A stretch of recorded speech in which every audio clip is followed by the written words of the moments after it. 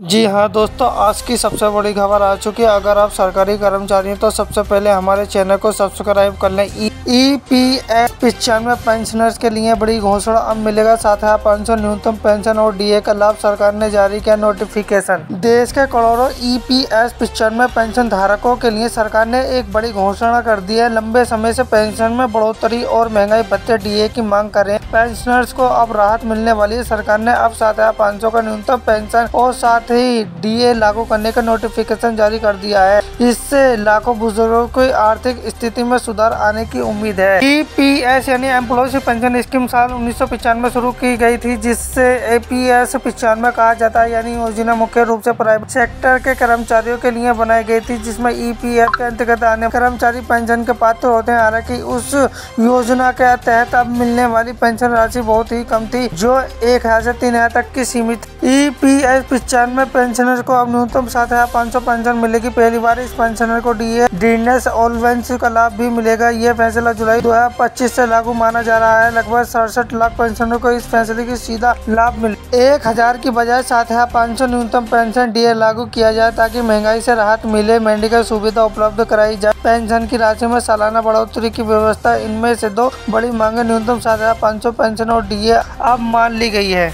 EPS 95 योजना के तहत कितनी पेंशनर्स को लाभ मिलेगा? इस योजना के लगभग 67 लाख पेंशनर्स को सीधा फायदा मिलेगा। नई न्यूनतम पेंशन राशि कब से लागू हो? यह 7,500 की न्यूनतम पेंशन जुलाई 2025 से लागू मानी जा रही है।